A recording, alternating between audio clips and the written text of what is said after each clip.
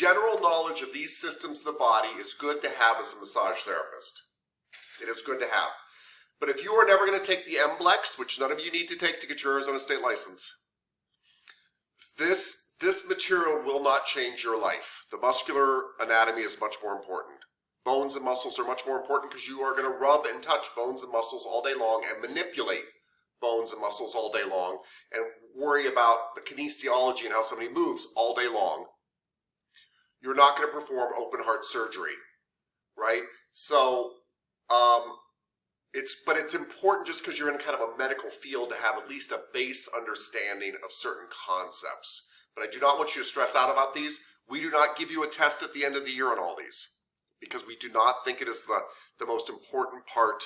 I'll be taking the envelope. Okay, cool.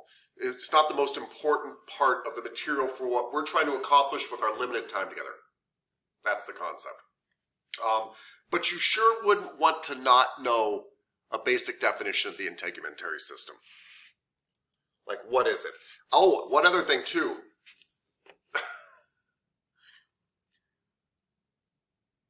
You will find by the end of this course that everything about the human body has been artificially chopped up and served to you in parts so that we can discuss it and understand it. But in chopping it up, you will find that we've also removed part of the important information about that item. So when we say the integumentary system, somebody came along and said, oh, that's a system. We are going to find that all of the systems overlap and connect, and one could not exist without the other. And some old guy like me came along and decided to write a book about it and name it the integumentary system, but that's just one way of understanding the body. You're going to later even find out that even the sections like a foot and a leg and a thigh are a little bit misleading. You really will see this, and I look forward to showing you that, but we have to kind of first break them up. To learn about them. Okay, so talking about a system of the body in isolation is very simplistic, extremely simplistic, but it's all we've got right now. All right, what is the integumentary system? Very simply put, by the way, that your integumentary system is your hair, skin, and nails. So when you think integumentary system, I want you to think skin. It should be synonymous with you. So your skin is the largest organ of the body, and what's kind of cool is you guys get to have your hands all over it, right? It's also the heaviest organ of the body.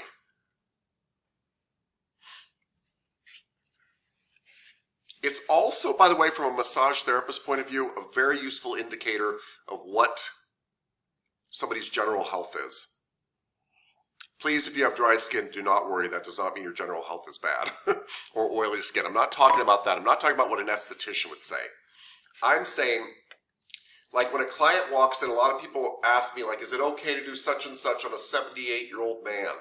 I don't know. I haven't met the 78-year-old man.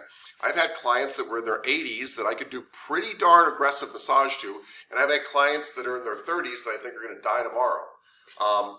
Skin gives me a better indicator of kind of what they can kind of take massage-wise. If somebody's skin is very thin, as older people's skin gets, and it seems very papery, then obviously I need to use more oil. I don't want to tear their skin, and I'm obviously going to assume the tissue underneath is the same way, and I'm going to use less pressure. You can still trust whatever pressure they can handle. If they're like, that feels good, it's still good. But it gives me a frame of reference. If somebody's skin is very elastic and rubbery, that gives me an idea that it's very young skin. Doesn't matter if they're young or not. Their skin's very young, their tissue's very young, it's going to bounce back very well, it's going to take stretching very well. So skin is a very good indicator of just kind of like, what will this tissue take when I put an elbow into it? Right? That's why I care about skin.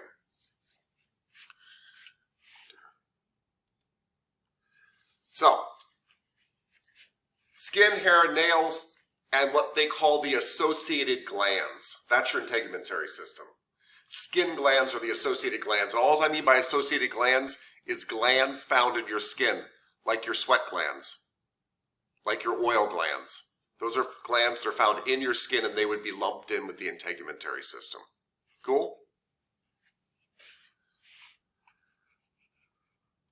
That's the anatomy. Those were the parts, right? The parts are hair, skin, and nails and associated glands. Those are the parts. That's anatomy. Physiology is, what do those parts do for me? What do those parts do for me? Well, they give me protection from the outside world. Your skin is your first line of defense. It's your first line of immunity. That's why we worry when you cut yourself. I mean, we worry you could bleed out too, but we worry about infection getting inside you. Your skin can be an absorbing agent, which is why I tend to like to use products on the skin that you could actually eat if you had to, because they can get into the body. All of us as massage therapists, skin is super important because we get a lot of sensation from it. So the way you're able to tell your pressure in your massage and to fill lumps and bumps underneath somebody else's skin is with your skin, right? It's where your sensation is. Thermoregulation, which just means your ability to control heat and cold. Skin helps us with that. The way you cool off when you're hot is you sweat, and you guys are all evaporative coolers. In fact, that's one of the dangers of really high heat, high humidity is you can't evaporate anymore, and so you can't cool off. And skin can also help you with cold too, by the way. It has a thin layer of fat in it or a thick layer of fat, and that helps actually insulate you and keep you warm. You do excrete about 2% of your waste products through your skin. If any of you, I've never done this before, but if any of you have ever had a heavy night of drinking, alcoholic beverages, you will actually smell it in your skin coming out the next day because about 2% of it comes out through your skin. So that's not just your imagination, you're actually smelling it. And skin also helps you with vitamin D synthesis.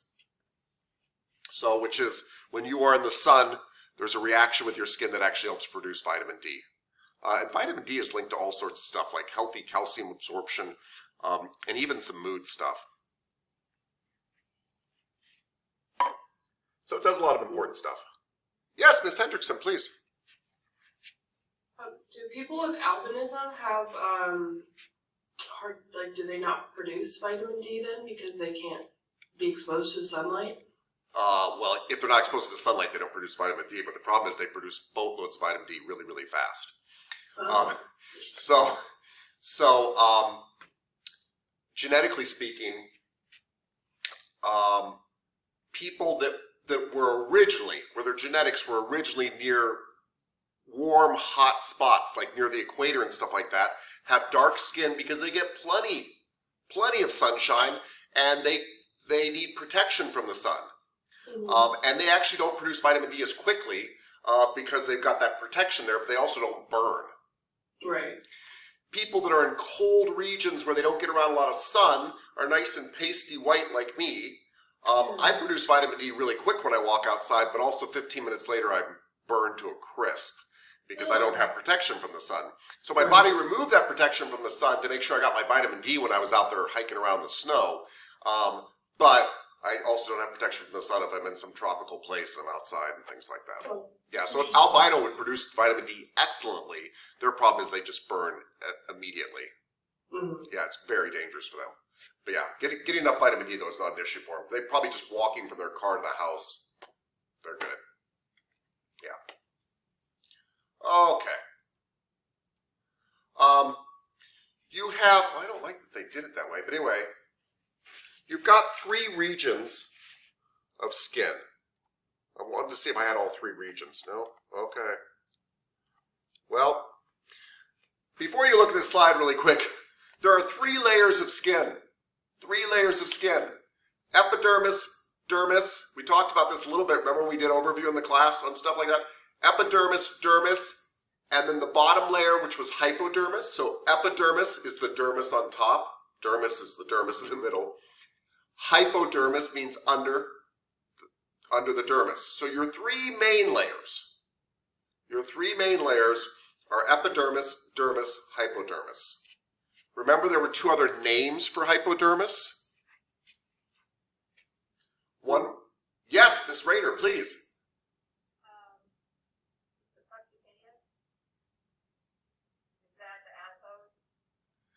Subcutaneous was one of them, and then the other one was... Is it the adipose? Nope, that's fat. It is in that stuff. I mean, you're in the right area. The other one, Mr. Overman, please. Was it like superficial fascia or something? Yes. Yeah, and it was really confusing, right? Subcutaneous and hypodermis basically mean the same thing. They're both saying under, right? So you've got epidermis, dermis, hypodermis, which means hypo means below the dermis, or subcutaneous, which means under the skin. So those words kind of sound the same. Superficial fascia means the top layer of fascia, which the bottom layer of skin is the top layer of fascia, because underneath all that skin there's fascia around fascia around fascia around fascia. And so strangely enough, your subcutaneous layer, your hypodermis, is also your superficial fascia. And it's helpful to know all of those. Mr. Ma, please. I don't know if that's correct, but is that epithelial? What? Oh, is it epithelial tissue? Yeah. Epithelial tissue. Some of it is epithelial tissue. There's some connective tissue in there too. But the epithelial tissue would be like the epidermis. That upper lining is epithelial tissue, yes. Well, yes. we're talking about different stuff. Sorry. Yeah. No, you're right. It's so confusing because they categorize everything. There's 4 main tissue types, and in your skin, there's actually epithelial tissue, connective tissue, nervous tissue, and actually even muscular tissue. All 4 of these tissues are found in certain areas of the skin. It's kind of like, they shouldn't have said tissues even. They should have said there's like 4 main building blocks of your body. But yes, epithelial tissue is found in skin. Epithelial tissue is, but so is connective tissue, so is nervous tissue, and so is muscular tissue, and we'll see that here soon. Well done, by the way. So, we've got these 3 layers, and we're going to talk about the top layer. And by the way, touch yourself, that's your epidermis. This is what we're talking about. The stuff on top right now. And by the way, it's dead. And if you see dust around your house, that's probably you. That's probably your epidermis that you've sloughed off. Most of the dust in your house, well, you might have a dusty house, but most of the dust in your house is probably your and your loved one's dead skin cells. And that's a good thing, actually. And by the way, some massage therapists have become estheticians, so they can be dual licensed, which is not a bad idea at all. And this is not a sales pitch, but we have an aesthetic school here too. So, and it's only 6 months to become an esthetician. But one of the big things they do in aesthetics is try to slough off the top layer of epidermis so that you grow more new skin and it looks young. They try to speed up your regeneration process. That's what they do in aesthetics. That's almost the entire aesthetics game. That's the entire 6-month course right there. All right, so your epidermis, this top layer that we can touch and see. This top layer we can touch and see is composed of epithelial tissue, as Mr. Ma said. It is relatively avascular, and that is a term I want you to remember not just for skin. When you see the word a, the prefix a, in front of a word, it actually means without. Vascular means blood. It is without blood. And we use this term in massage a lot to explain stuff. It doesn't really mean that there's no blood going to stuff, but it usually means there's very little blood going to stuff. So avascular is a term that you will hear as a massage therapist for the rest of your life. It's a pretty important one to remember. And not just as it pertains to skin, but in this case it pertains to skin. Your top layer of skin is relatively avascular. And when things go without blood, they die. And we know that your topmost layer of skin is dead. Just dead. And we want it to be dead. Because if it wasn't dead, every time you scratched yourself with your fingernail, you'd start bleeding. You need a layer of dead cells up there that kind of waterproof you and kind of protect you from the world. They slough off and new ones come up from the bottom. And it's just, it's part of your regenerative process. So, that's how it should be. That's fine. They get their nutrients from the dermis underneath that we'll get to in a second. That's the important stuff. Don't get too caught up in all these terms. just the ones I'm highlighting. So, I know I said there's only 3 layers of skin, and that's true. There's the epidermis, dermis, and hypodermis, or subcutaneous or superficial fascia, but the epidermis is often broken down into 5 other layers. After today, you'll probably never hear me talk about these 5 layers again. But what happens is the dermis makes skin cells, and as it makes them, it makes more, and as it makes more, it pushes the other skin cells up.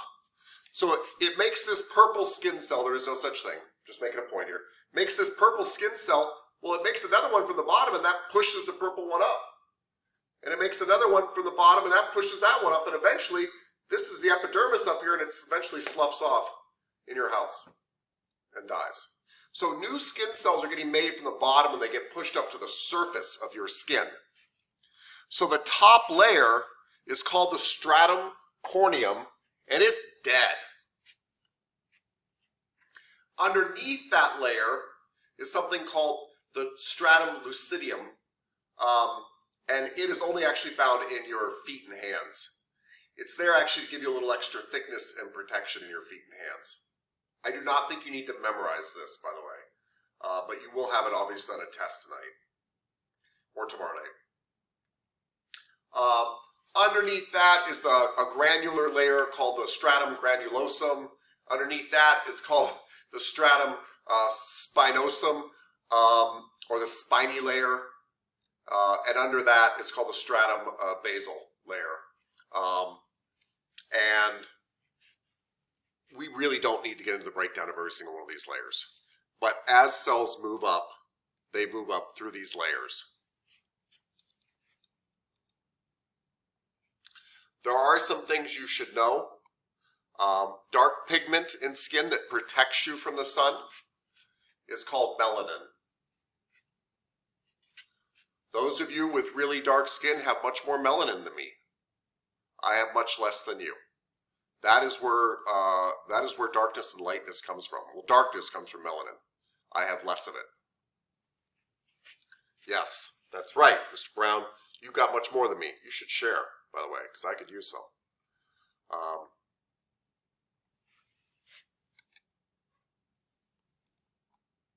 By the way, freckles are just spots of melanin.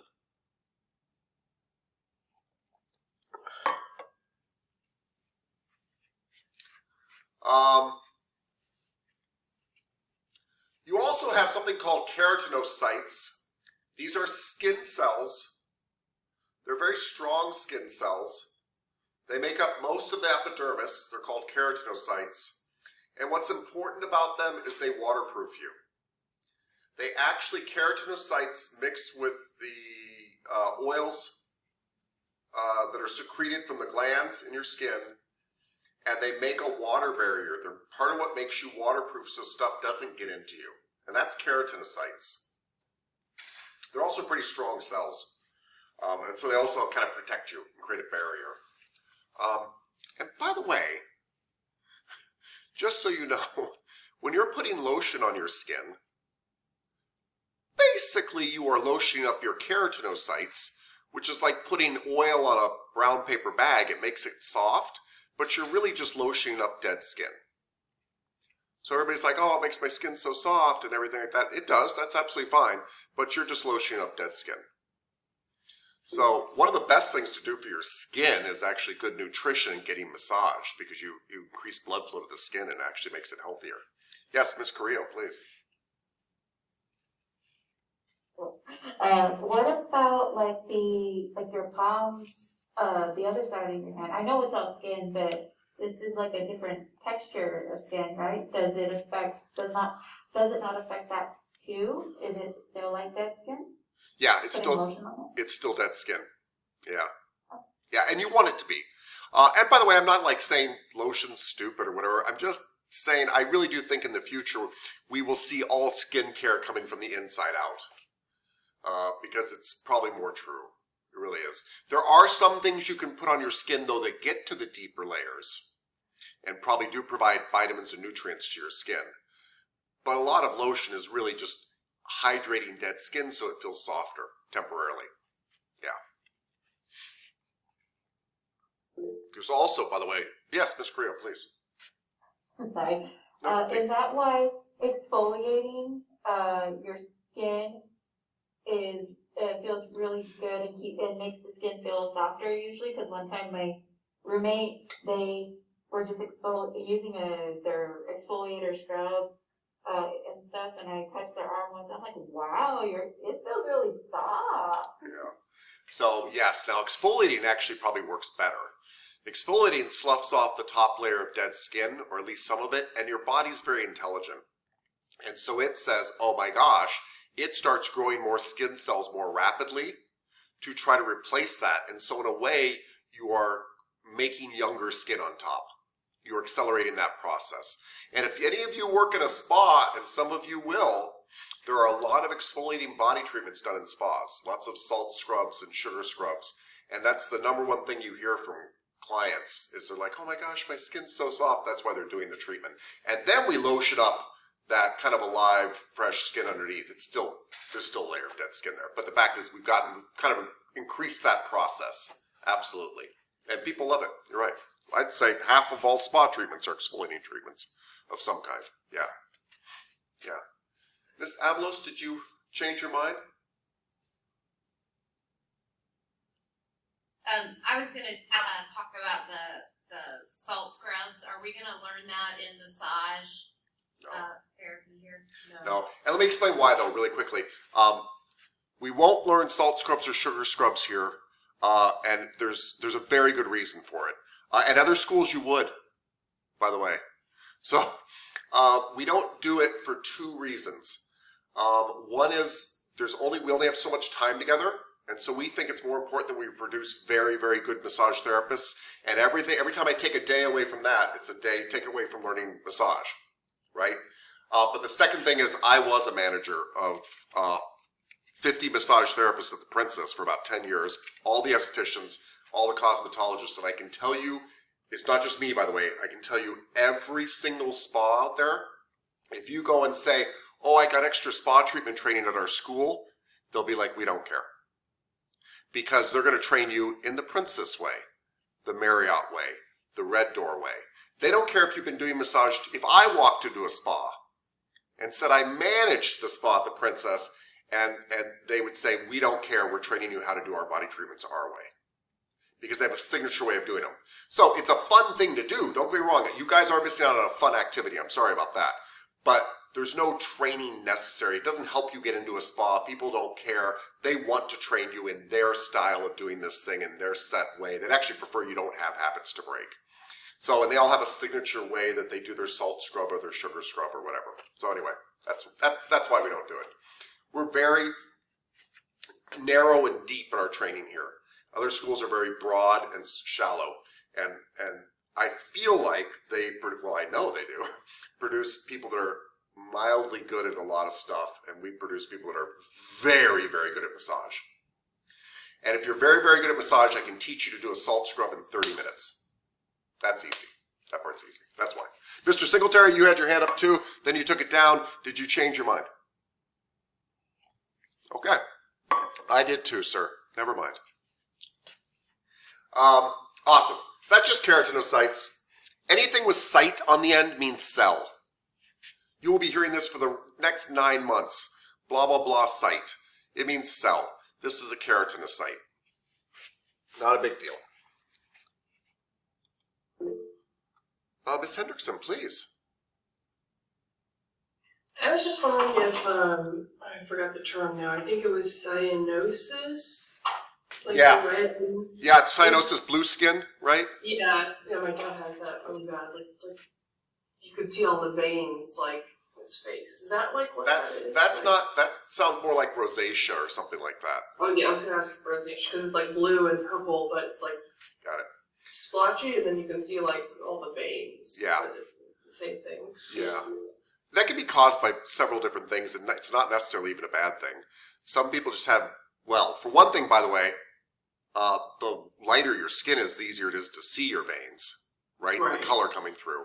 And so he just might be very fair, and it's got thin skin on his face, and so you kind of see that coming through. And then when you do see it coming through, you see lots of blue and kind of red coming through, because that's the color of blood. Yeah, I Yeah. think it kind of runs in my family. Like, I mean, as you get older, like, Yeah. some of my So aunts have like a similar pattern. So you've got that Is to look forward to. rosacea- Yeah, right. Is rosacea a genetic thing, though? I don't know. I wish I did, but I'm sure an esthetician would know, but I don't know. But that's that kind of redness in the face and such too. Yeah. Usually from more reactive skin is what they call it. Yeah. Like being exposed to weather for a long time, maybe. Could Oh, be- sure. Absolutely. That would help accelerate it. By the way, cyanosis is when somebody is really showing blue, just blue through their skin. And if you see cyanosis in somebody, call 911. They're not getting enough oxygen. They're going to die. So if they truly have that bluish thing, they're getting oxygen starved for some reason, you really want to call 911. Yeah. You're talking about something different. You're talking about little blue and red veins. I'm talking about blue. Yeah. Right. Yeah. They're starting to look like a Smurf. Call 911. Mr. Craven, please. Yeah, I was gonna say, like, you definitely know when somebody has cyanosis. What I saw might have been like an actual disease too, because I don't think the dude was like oxygen deprived, but like you said, like the dude looked like a Smurf, and it was like pretty shocking if you've never seen it before. Like, you're blue, like you're actually blue. Yeah. You make a very good point too, Mr. Craven. I am sure there are other reasons that people display cyanosis. So I kind of meant, like, if your client looked one color when they come in and they start looking blue after they're with you. Yeah. But you're right, there probably are other reasons too. But even when we have like an EMT school here too, and I often will ask EMTs, like, what's the cause of this? And they'll tell you too. They're like, we don't know. That's why we grab them and we call the doctor and ask them. So it's just one of those things though, you do, like if you notice somebody changing that color, it's a 911 kind of situation. But yeah, it is a very unusual look. And I've never met anybody that looks that way all the time, but I'm sure it exists, yeah. Kind of Smurfy, huh? Wow. Miss Abelos, you had your hand up. Or was that left over? I was just going to talk about like melanin real quick and how really important that is. Please. I mean, it goes beyond just protecting from the sun. Like, it's actual food for your nervous system. And that's why, our hair grows gray as we get older, because our brain is actually absorbing the melanin. It's a fuel. It helps keep your nervous system balanced. People with more melanin, like, typically have less Alzheimer's and dementia. So it's kind of cool, like, the chemistry behind all of it. So it goes more than just the tone of your skin and kind of like as the protection of the sun. So it's deeper than that. It's a brain fuel. So do you recommend it as a supplement? Yeah, I do. But the best natural supplement for that is walnuts. It looks like a brain. It has melanin in it, and it fuels your brain. So good. I eat lots of walnuts, so that's good. Kind of a nut freak. Thank you, ma'am. It's why our hair goes gray. Well, I know why our hair goes gray is lack of it, yes. Yeah. Mr. Singletary. Yeah, I had the unfortunate pleasure, well, not pleasure, of watching someone almost die in front of me at work. Yeah. A coworker caught something in their throat, and we were all trying to perform the Heimlich on him. The problem was, because he works out and he's so muscular, we couldn't get our arms all the way around him. Yeah.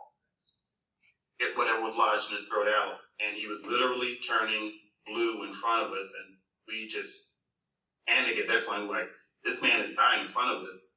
Finally, someone realized what was going on, grabbed him, picked him up like a little baby, and got whatever was lodged in his hand, in his throat, out.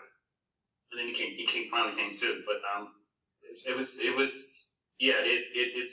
it's deep to see something like that and watch someone literally turn and look like a Smurf in front of you. Yeah, it's terrifying. Yeah. Yeah, you kind of intuitionally know it's going to go bad, yeah. And by the way, guys, don't feel like you have to figure everything out. If you're in a situation where you're like, I don't know, I'm panicking, call 911. It's one of the greatest things about this country. is that we at least have access to that. They'll talk you through it. They'll, you know, it's a good start. When you are panicking, it's a good start. Yes, sir. Question. Ms. Wade was going to look into, because we were asking about CPR classes. Is that still a possibility that we can, all of us have training for that? It's a possibility, yes. It's not included in the course, but there are times sometimes when I can get access to a free CPR teacher, essentially. And then we'll do or we'll get a group offering at some discounted price, and if you guys want to do it, we'll do it. And it can count towards hours and stuff. So if we get a chance, yes. So yeah, we'll check it out. And I want to kind of check, actually, believe it or not, with my Australia Mountain partners now, because we do have some medical partners here that are gateway in another building here on this campus. So I'll see. Yeah, thank you for asking. Is that everybody? Okay. All right. So, by the way, kind of a neat picture of the skin here. Note that the dermis is the major thickness of the skin. Note that the dermis is the major thickness of the skin.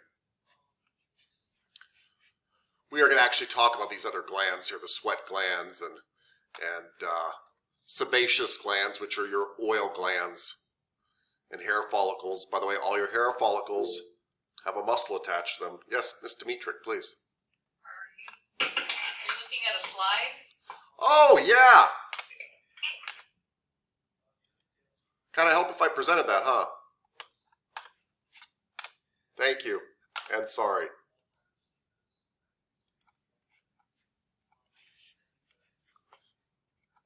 Silly me.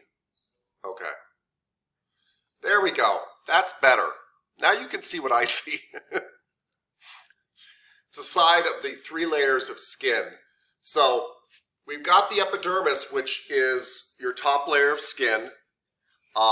Remember, it's 5 layers unto itself. If you want to break it down even further, we're not going to really much in this class. You've got the dermis, which is the main middle layer here. In the dermis, you've got oil glands that come out that are always attached to a hair follicle. They're called sebaceous glands. We're going to talk about those more in a second. You've got sweat glands that are the skin too to cool you down. You can see the blood supply coming in here. You can see nerve receptors that let you feel through your skin. And you can also see the Erector Pili muscle, which is a tiny muscle in your skin that's attached to every single hair you have. This is why when you get chilled, your hairs stand up on end, because that muscle gets activated. All right. So we talked about the dermis briefly, and then we get to the dermis, which a lot of people call your true skin because it's alive. It's got blood going to it. Okay? And it's made up of dendritic cells, which just means dermis cells. Don't overthink that. And this also is full of cells that fight off disease and stuff. So if stuff does get through your epidermis, the dendritic cells in there will fight off disease and actually attack foreign invaders. So when you puncture yourself with something by accident, like a needle or a pen or whatever, those cells go to work because once stuff gets through the epidermis, it's into your live body, and there is blood supply there. Your dermis has a lot of collagen in it, right? Remember, collagen is the fibers that are very strong and steel-like, and so they provide strength for your skin. This is why your skin doesn't tear very easily. It's why older people's skin does tear. They've got less collagen in it. And your dermis has elastin in it. So same stuff as fascia.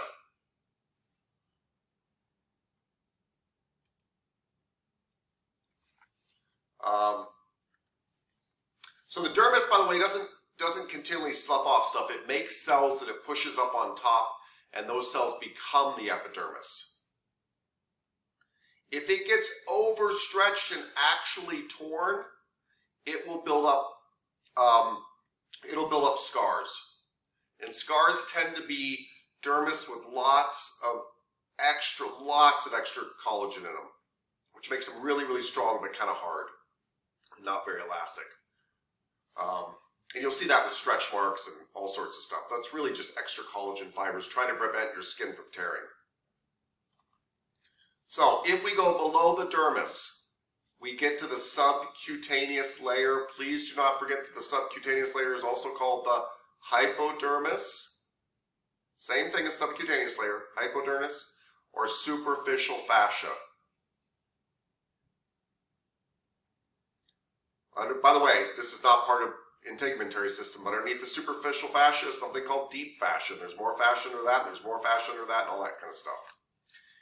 And this area is fascia, this subcutaneous layer, and so it's got connective tissue in it, it's got fat tissue, which is adipose tissue, it's got nerves and blood cells in it as well. It can sense stretch, it can sense pressure, it can sense all those things. We're not going to get into skin color, not because it's not important.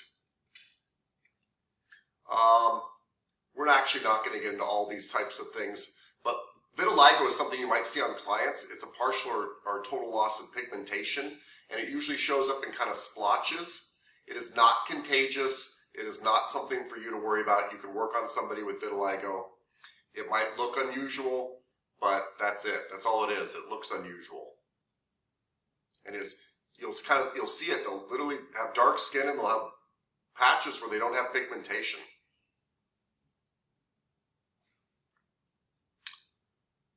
We will not get to that yet.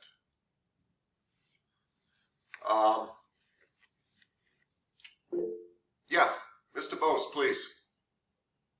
It's gonna sound weird, but just vitiligo like come and go. Because sometimes Yeah. on certain parts of my body, it'll be like way lighter than the rest, and it'll be in spotty like that. But then a couple months later, like it'll return to normal. Yes, it does come and go.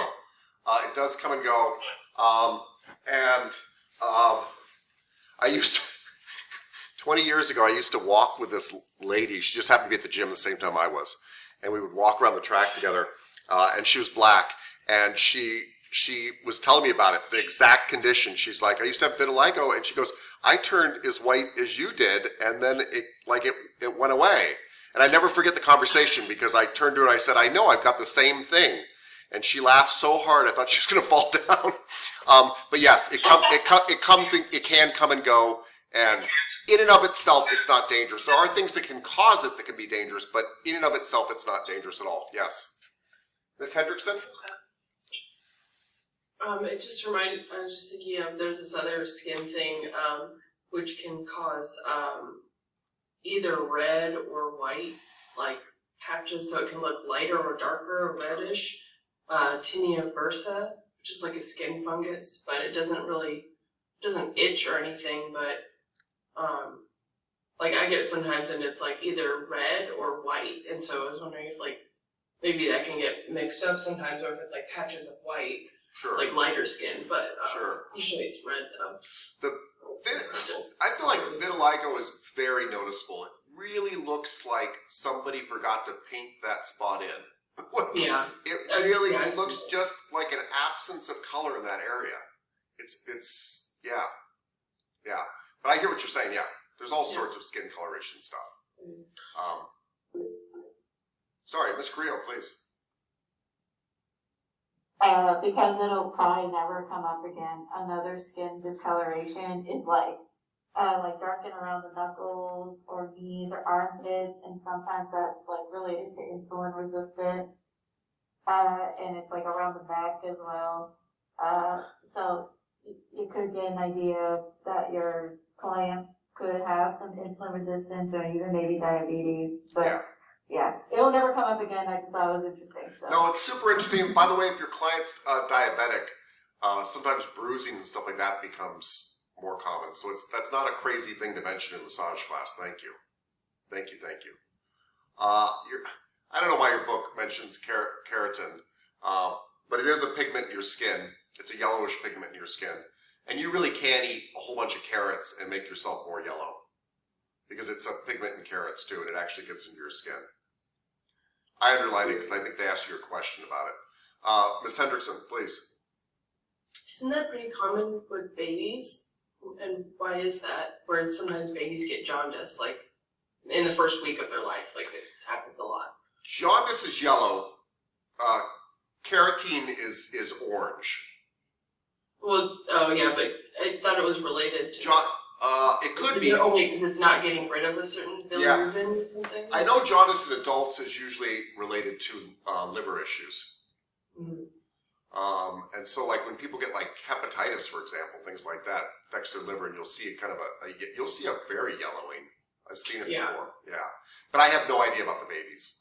Oh yeah, I just heard it's really common that they get it like, you know, in the first week or two. Sometimes they'll get jaundice for some reason. Yeah. Oh yeah. No, I mean I've heard that, but I don't know why. Yeah. Okay. We already talked about cyanosis. Call 911. Hyperemia is something that I want you guys to remember because massage therapists use it a lot. Massage therapists use the term ischemia and hyperemia. They mean two different things. I'll explain here in a second. A lot. Hyperemia means a redness in the skin that comes from vasodilation. Vasodilation is a fancy term for when your vascular system, your arteries and veins, dilate. Well, if your veins and arteries dilate, they get bigger, more blood gets to that area. We like to see hyperemia that we've caused in massage. So you guys have already seen this in lab where you're rubbing somebody's back and it gets red. That's hyperemia. You'll even have Mr. Ibarra walk by and be like, oh, that's nice hyperemia there. That is a good thing. Ischemia is a term you'll also hear massage therapists use, and that's when they're saying there's not a lot of blood flow going to an area. And you'll hear it's, say it's ischemia, that blood flow is kind of cut off there. But hyperemia is considered a good thing, and you will hear other massage therapists use this term. So I'm trying to teach you kind of the terms that massage therapists tend to use. And hyperemia is one of them. And all it means is you got the blood flowing to that area. It's good. Good stuff. Okay? Cyanosis of blue skin, we said it usually is a sign of something not very good. Pallor is very pale skin. And it can come from low oxygen levels or ischemia, which is just decreased blood flow. If somebody goes white all over, that's a concern. They're really low on oxygen. They're about to pass out, by the way. Miss Hendrickson. I think the book also mentioned like it can be from emotional reactions, like oh yes, really white from fright. Thank you. Absolutely yes. And they too though can pass out because they're still flushing. But yes, we tend to show a lot on our skin, right? You'll see me occasionally, if you just really catch me off guard, I'll blush or something like that, right? Something kind of flushes you or whatever. But yes, bright red or bright when you're scared, or when people receive major shock, like shocking news, you'll sometimes see them kind of go white. Yeah. Or blue. Yeah. Or like when you go into shock, you turn white. Yes. Or gray. And by the way, the nice thing in massage is basically none of this ever happens because massage is actually super duper safe. But if you do see somebody kind of give you that blank look and they go white all of a sudden, grab them.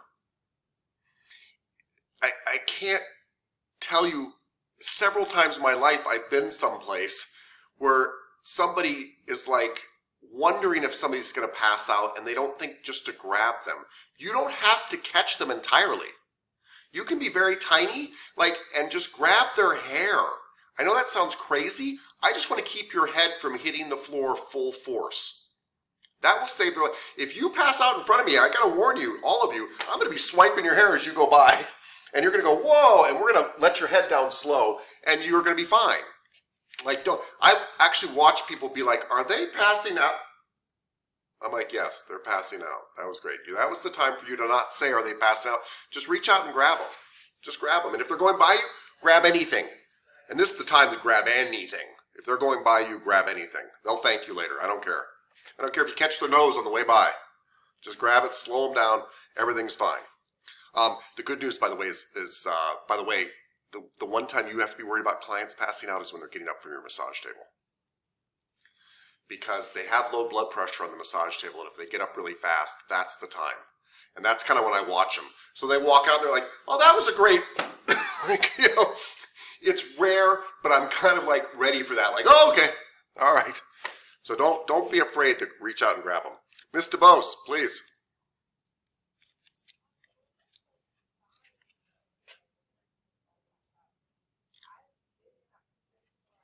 Ma'am, can you get closer to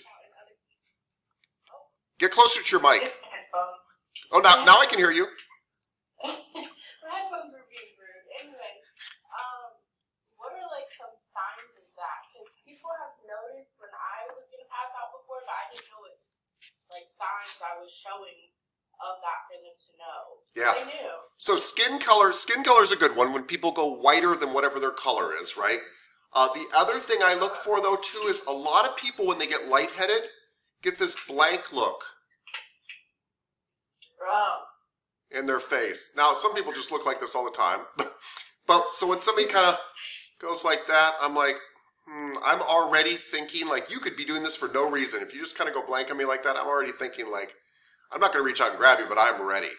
So that kind of glazed over look means something's not firing right. Now maybe they're just spacing out on some idea, but that like nobody's home look, that's what you're not noticing and your friends are seeing. They're like, oh yeah. So look for that in people, right? That's what something's going to happen, especially when they get up. They get up and they look kind of glazed. That's when it's about to happen. Cool. Okay, so we said integumentary system is essentially hair, skin, and nails. We talked about skin. Skin's got 3 layers. We said epidermis, dermis, hypodermis, or subcutaneous or superficial fascia. Yeah.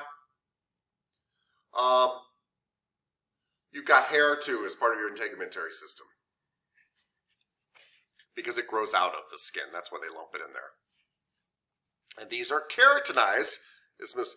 Abelos was talking to us about. Keratinized filaments that come out of your dermis, and they're there to protect your skin and your orifices. We also believe they're probably there to capture scent.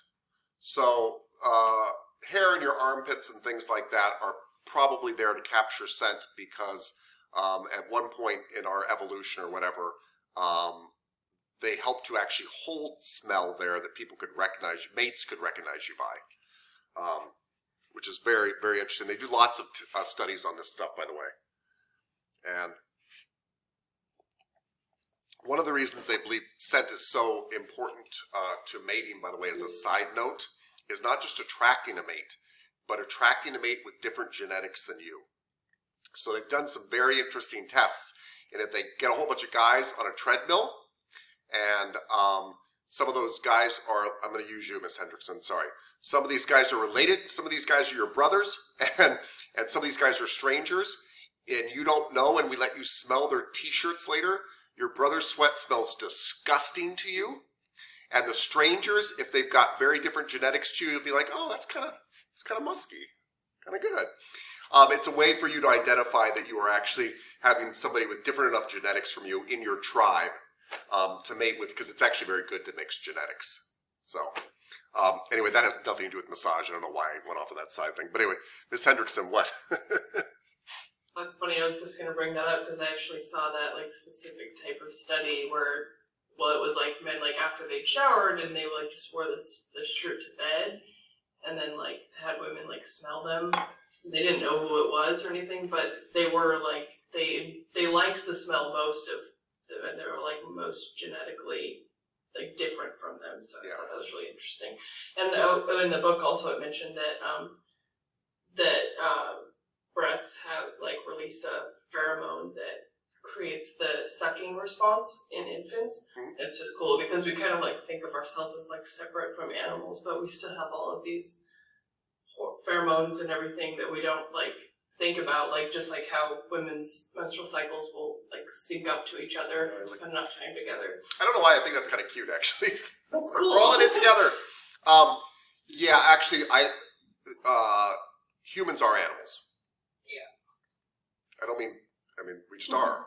Like, there's not any difference. We're just a different type of animal. Yeah, we're most definitely animals.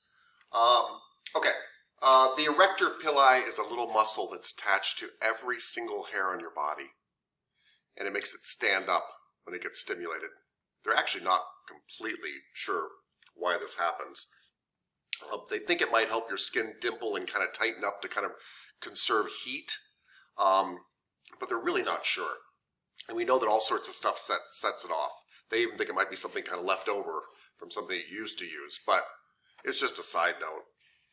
There's also, by the way, a single nerve attached to every single hair on your body, which is why you'll be standing there and you'll watch a fly come down and it'll land on one little hair and you can feel it, because you can't touch a hair without feeling it, because there is a muscle and a nerve attached to every single hair on your body. Nails are the same thing as hair, basically. They're compressed hair. They're there to protect the tips, by the way, of your fingers and toes from impact and such. Side note as massage therapists, start cutting your nails short. So let me repeat that. Start cutting your nails short. And after you cut them short, then file them down. And after you do that, go back and cut them again. And then when they bleed, file them down a little bit further, and then they might be short enough. Get them short. I don't actually have to clean my nails. There is no underneath to my nail. There is no underneath to my nail. It'll hurt at first, by the way. I don't mean cut them till they bleed. That's me being exaggerating. But I mean get them short. And I'm sorry, by the way, if you like long nails. I like long nails. But there's lots of problems with nails. You actually scrape up skin cells from your client when you have nails of any kind, and then you scrape them to the next client. And it's actually one of the most important things. Also, people hate, it's nice to have your back scratched through your shirt, but people hate the sensation of a little bit of nail hitting them. They hate it. And so cut your nails, cut your nail. And if you get used to it now, the tips of your fingers get really sensitive when you first do it because they're not used to that. It's rough out here, it is. It is rough, you're right. But if you get used to it, then your fingertips get used to it, and then it doesn't bother you anymore. So start getting used to it now. Start cutting them back now. Yep, sorry. We probably should tell you that before you sign up on the course. Cut your nails. Boom. Very much like your skin, by the way. I mean, it's obvious. The root of your nail is where the cell production is produced, and they start growing out from the root.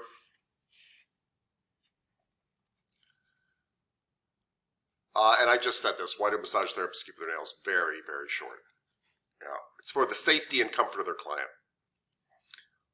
And your safety too, really. Beautiful nail bed.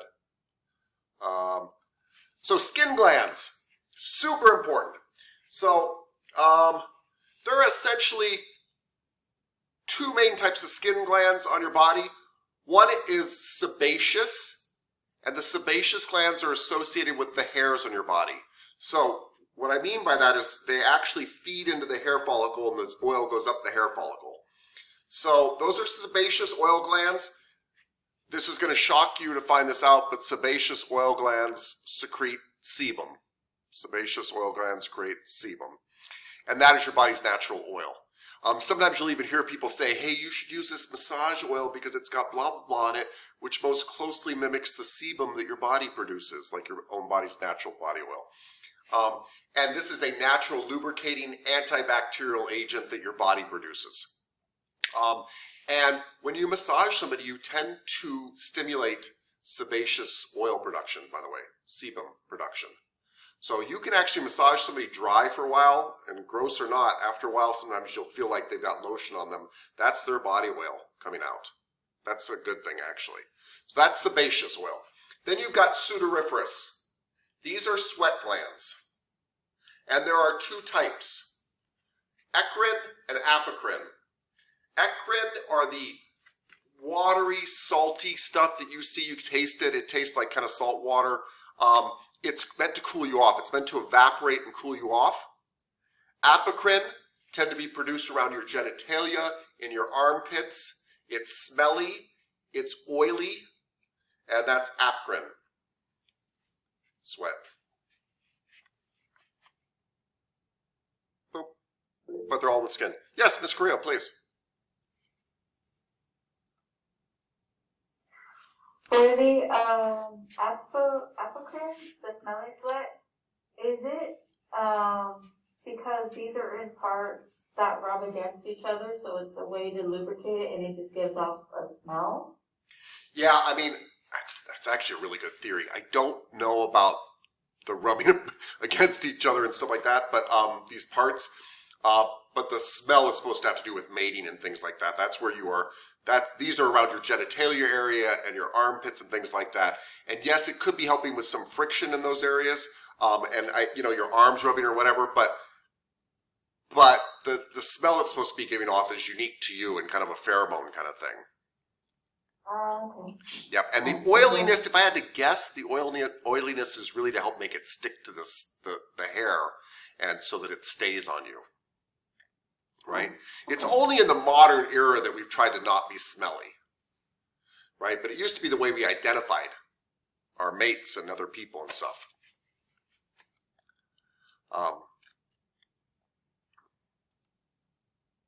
Okay, so sebaceous oil is the stuff that produces sebum. It's attached to a hair follicle.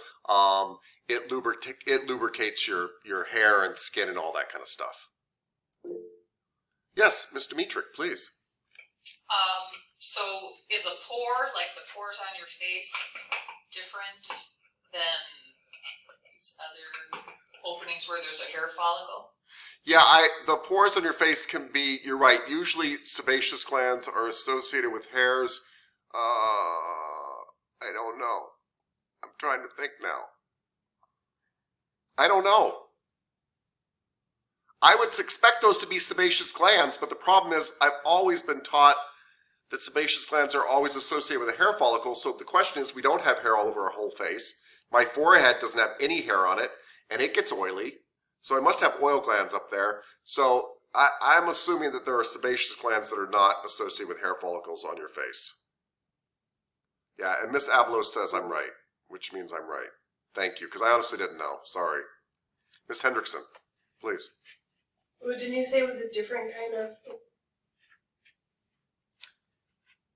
Well, you just cut out, by the way. But I didn't. Oh, the sebum is in your face, right? That's what. The sebum is what the sebaceous glands release, and that's all over your whole body.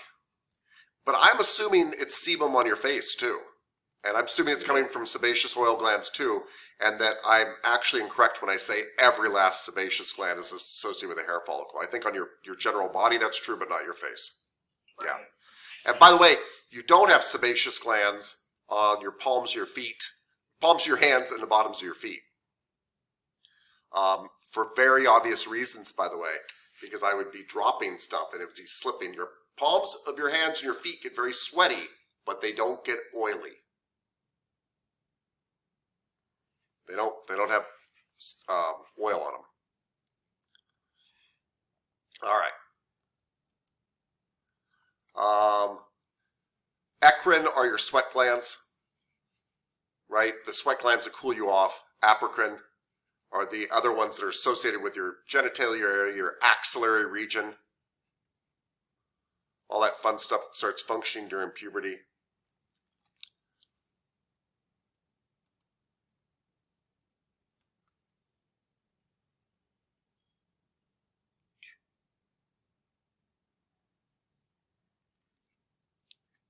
Cool. All right. Let's talk about thermoregulation really quick. Oh, we haven't even taken a break, have we? Sorry, guys. Let's take a quick. Do we need a quick break? I'm assuming we need a break. People have to go to the bathroom and stuff. Yes. Thank you, Mr. Overman. He's like, yes, you are like an hour back. Okay, everybody. 15-minute break. I'll see you back at 10:23. Thank you.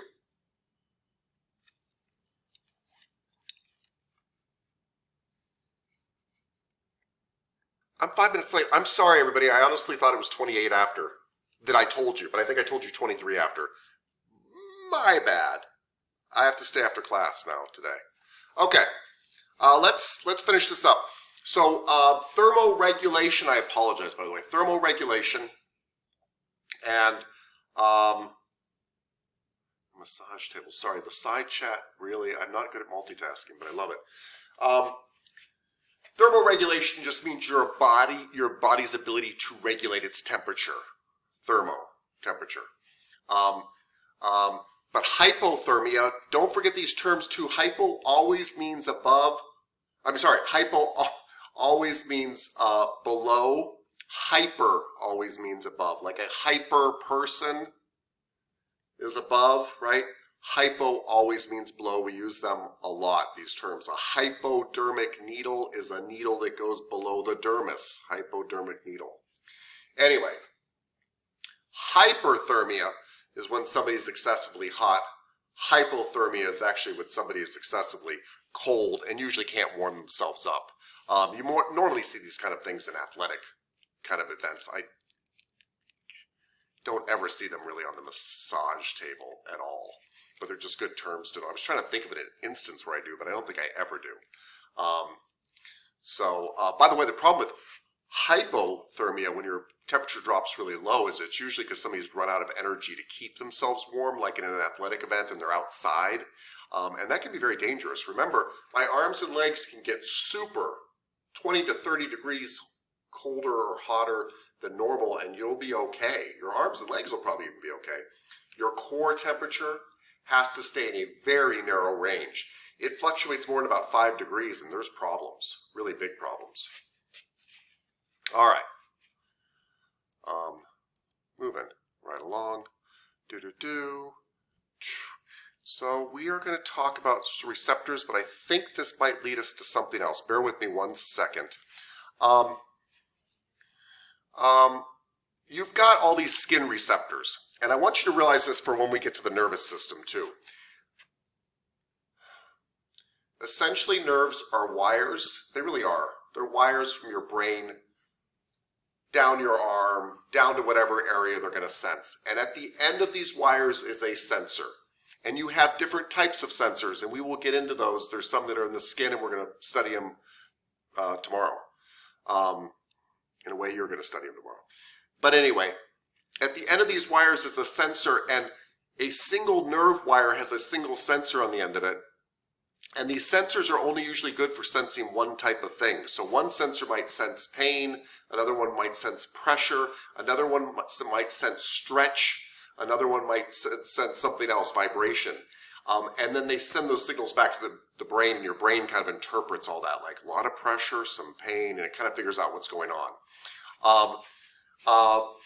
There's an area in your brain that deals with getting all this sensory information of what you're feeling. And it's called the postcentral gyrus. And it's this area in your brain that deals with that. You don't need to know that to be a massage therapist. What is very interesting is the amount of space that is left in your brain for certain sensors.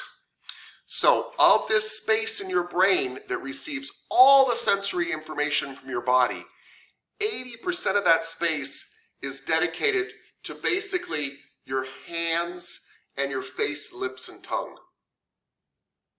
This is why little babies put stuff in their mouths to sense it. This is why we like to kiss. This is partially why we like to eat, partially. But your brain thought that touch of your hands and stuff was so important that it dedicated a very large amount of this area to the stuff that you feel with your hands. This is why people, by the way, are less sensitive with their backs. Your back actually does not have a lot of brain space dedicated to feeling your back. People's backs are not as sensitive as their hands at all. Not even close.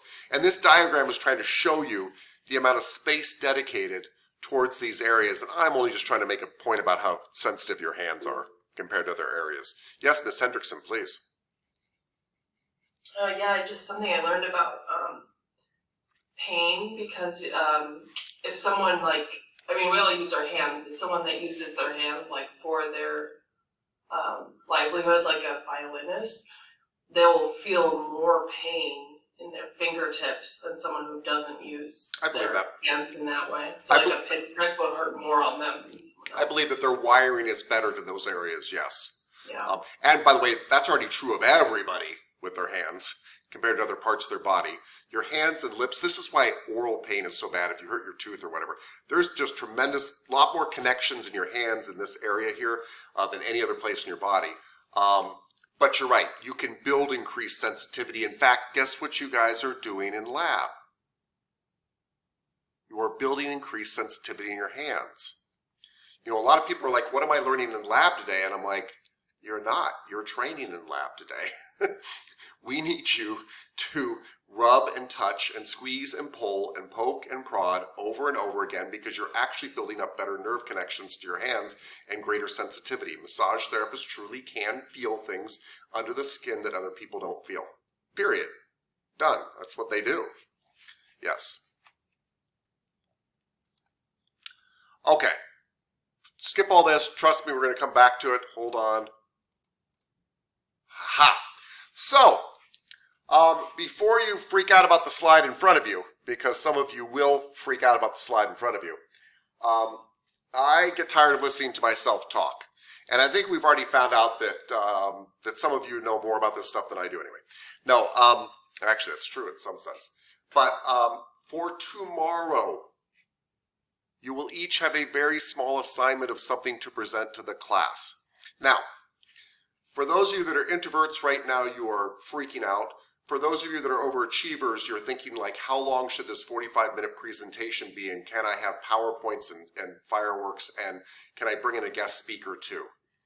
Slow down, everybody.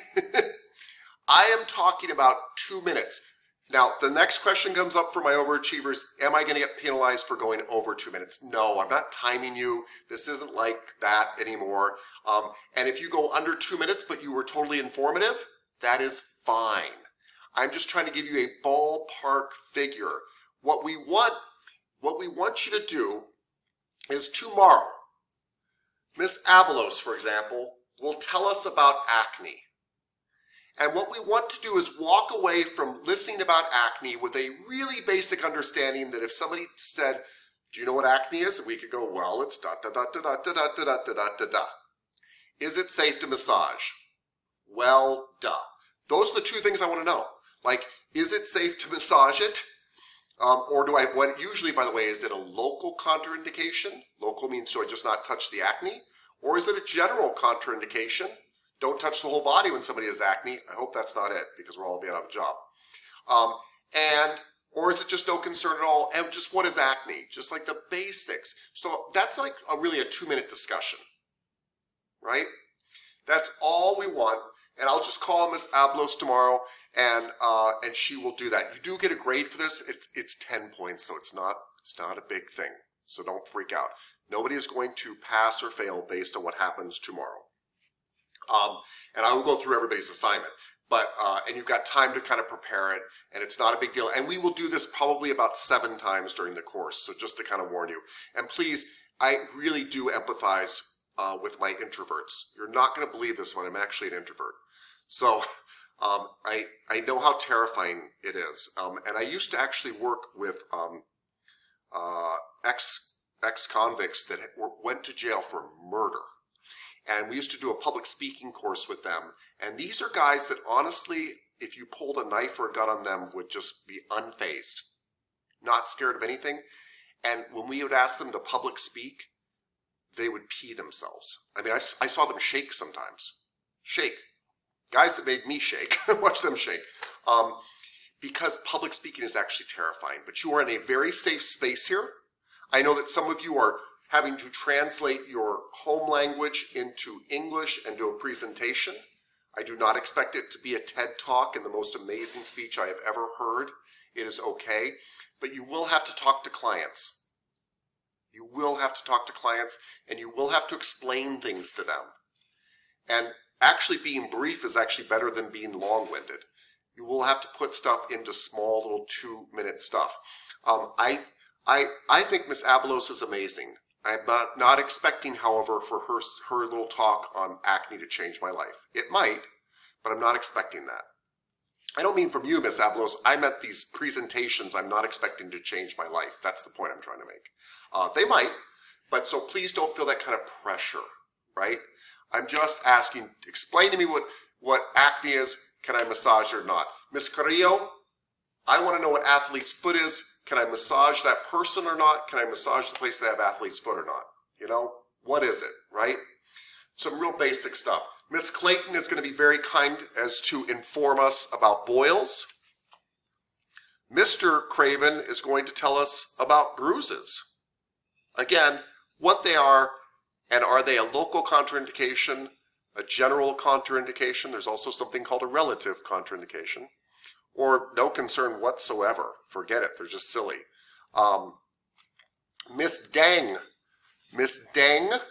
will enlighten us tomorrow about burns.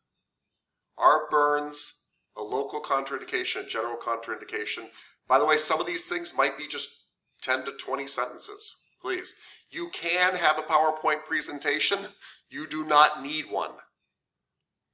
But if you want to have one, sometimes it helps, by the way, especially if there's a language thing there, because you can have a slide and be like, this is what I'm saying. So that's fine too. That's fine too. Miss Dimitrik is going to tell us about cold sores and fever blisters.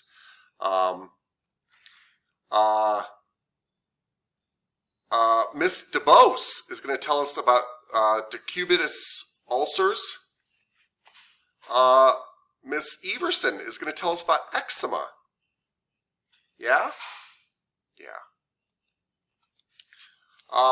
Miss Eversole is going to tell us about impetigo. Mr. Godot is going to tell us about lice. The minute I just say it, people start scratching. Miss Green's going to tell us about psoriasis. Miss Hendrickson, you are going to tell us about ringworm. Yeah. Is it a ring? Is it a worm? Yeah. Is it something other worms give to each other when they're getting engaged? What is it? Mr. Jones is going to tell us about scabies. That's a lovely one. Miss Lee will tell us about scars. What are scars? Are they a local contraindication? Are they a general contraindication? Can I massage them? Should I massage them? Maybe I should massage them. I don't know. Right? Mr. Lee gets to tell us about seborrheic dermatitis. By the way, no thought went into these assignments. I just literally went through the alphabet of your guys' list and stuck them to you on the list that I had. Please don't think that I picked them or did anything brilliant here or on purpose. Mr. Ma, sir, you're going to tell us about shingles. Okay. But not the shingles on your roof. The condition you can get on your skin.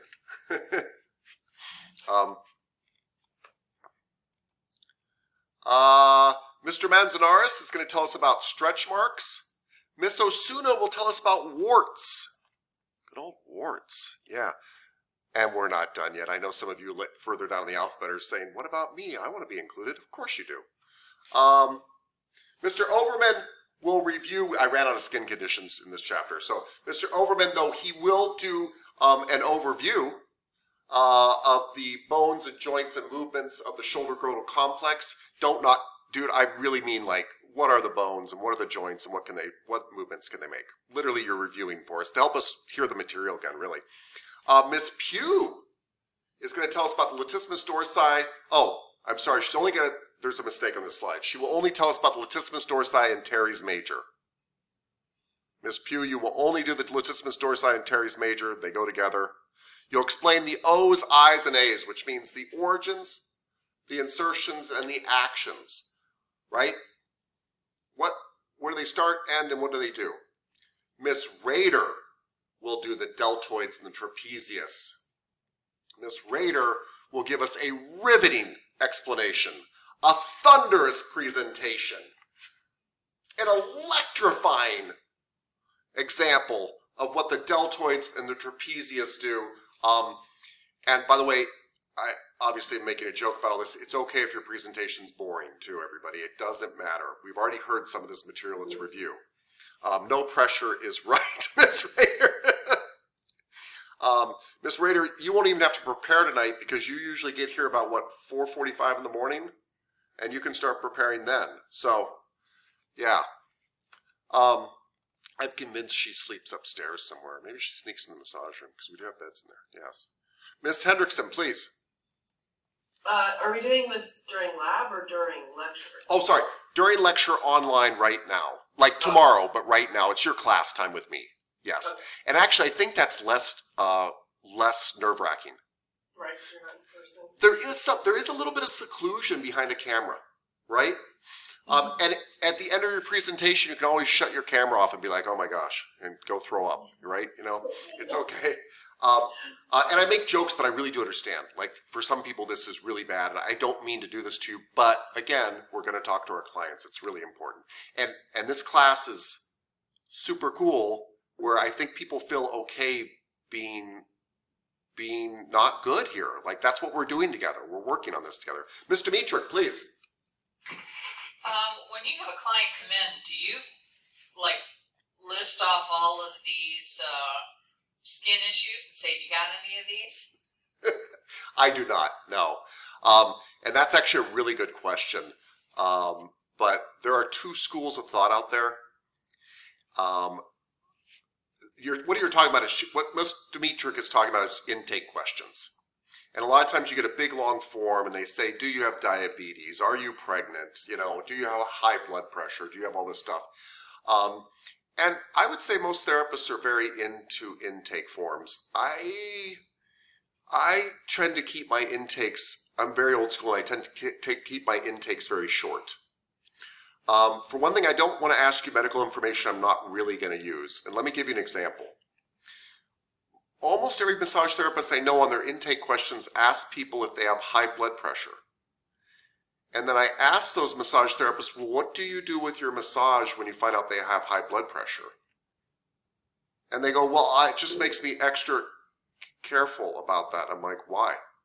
Your blood pressure drops when you get a massage. I don't care if you have high blood pressure. Doesn't change anything for me. If I'm your personal trainer, I care that you have high blood pressure. But your massage therapist, I care you have low blood pressure. So what I'm trying to say here, Mr. Dimitrik, is I ask questions I might care about. Now, I understand why you're saying that, because you want to ask them if they have any contagious diseases. And I guess you might ask that. Do you have anything contagious that I should know about? I guess you could ask that. That's something that you would utilize. I don't think I'd list off all the stuff. Do you have lice, scabies? I think it might stress them out. That'd be my advice. Miss Eversole, please. Hi, sorry. I got a little sidetracked. Can you tell me what mine is again? When I'm done, I can go back to yours because I don't know. Okay, thank you. So, these next things, remember I said at the end of these nerves, there are sensors, and they each only sense one kind of thing usually. Sometimes a couple kinds of things, but the point is, so Mr. Richards is going to tell us about Merkel discs, right? Which do sense light touch, but he's going to tell us about those. They are at the end of nerve sensors. They are found in your skin and your fascia, right? Miss Savarino is going to tell us about nociceptors. A lot of you don't know this about Miss Savarino, but she's actually one of the leading experts in the world on nociceptors. She doesn't like to brag a lot, but prepare to be amazed. And Miss Savarino, please keep it under a half an hour, okay? Mr. Singletary, Mesner corpuscles. Mr. Snell, Krauss corpuscles. These are all nerve sensors. The good thing is you're talking to us about one little thing. Really, 2 minutes is going to cover it. Trust me. Trust me, it will. Trust me, it will. Wait, I went the wrong way somehow. Let's go the right way. Somehow. Miss Stevens will tell us about Ruffini corpuscles. I know you were all waiting, like, who's going to cover Ruffini corpuscles? Miss Stevens will cover those. Oh, I know. Calm down. Mr. Thornton, and sir, I think I might have left an N out in your name, and I apologize. Pacini corpuscles. He will, of course, follow up with Pacini corpuscles.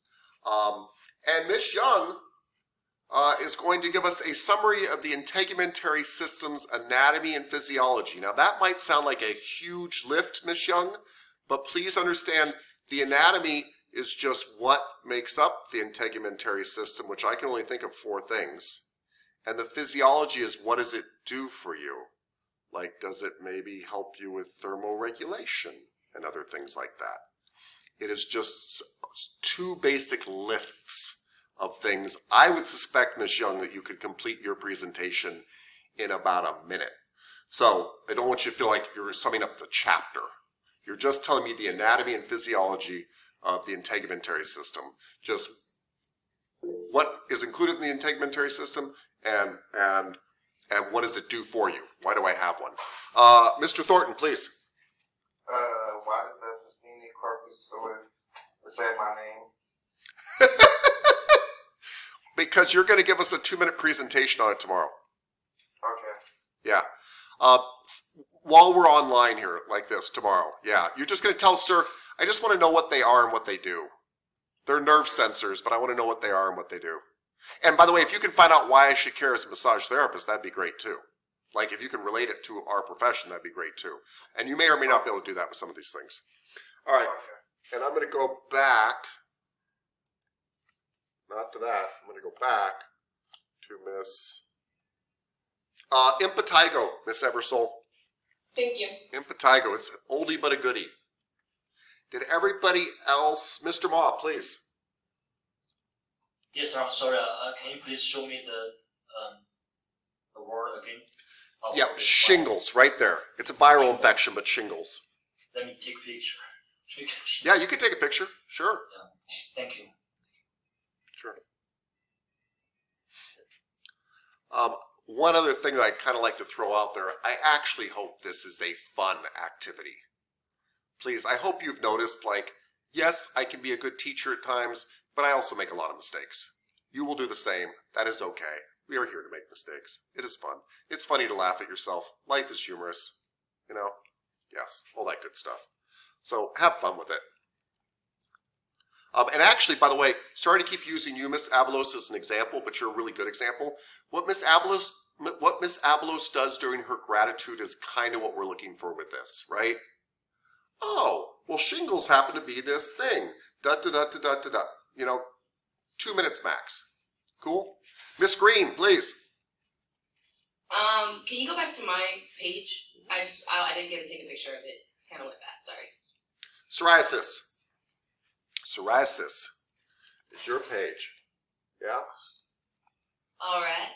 All so right. do you just want me to kind of like talk about what happens like with it and all that, what it causes, all that stuff, what it is, all that? I want you to. I'm Yes, sorry. Green. What I was saying was, I want you to spend maybe 2 minutes. Don't feel like you have to spend longer, and don't feel like I'm timing you. Okay. So maybe 2 minutes explaining to me what psoriasis is, and not like a scientist. I'm not going to go out and cure psoriasis. Just basically what psoriasis is. Can I massage it? So is it a general contraindication, a local contraindication, a relative contraindication? But what is it, and can I massage it, and why should I care as a massage therapist? And I honestly think it'll take you 2 minutes, totally. And maybe not. Yeah. I'm not stressed. Yeah. Good. Don't stress. I'm not. Good. Okay. Thank you. I don't want life. We don't need stress here. So hold on. One other thing for you guys. I want to make sure I'm telling you right. There we go. Okay. Okay. So obviously this is your homework, but you do have a 10-question quiz too for homework, and that's it. 10-question quiz and this for homework, and I'm releasing the quiz right now. That's why I was looking just to make sure. 10-question quiz. I think it's number 14 quiz on the integumentary system. Let's see. Bum, bum, bum. Yes, it's called 14 Quiz MT22 Integumentary System. It's just 10 questions, and I don't mean 10 questions with 100 questions attached to each one. I mean 10 questions. And hold on one second. Yes, Mr. Richards, please. I can't see in the chat because I'm on an iPad. I don't know how to do that. But people was talking, I think it was Mr. Singletary, he was talking about where you can get the magazine and your insurance. What is that? Well, here, let's do two things, sir. Down at the bottom of your right-hand corner of your screen, there's a picture of two people next to each other, and then next to it there's like a little square, like, dialogue box. Do you see that? You don't have that. No? Ms. Creo, is it different on your guys' screen? Sorry. Yeah, it's different. Sorry, I didn't mean to like do that over and over. No. It's okay.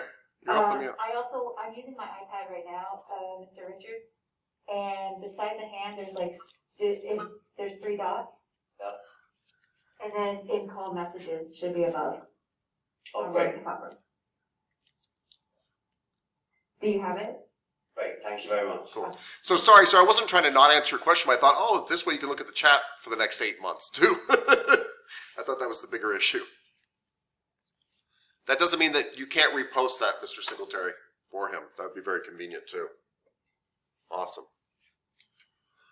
Okay, did everybody get their assignment? Okay. Okay, Mr. Thornton, you got it, buddy. Hold on. No problem. Let's see.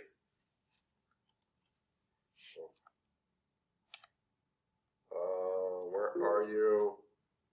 Boom. There it is, sir. Can you see it? Yes, thank you. I got it. Thank you, sir. Mr. Singletary, yes. Is Mr. Richard still there? Yes.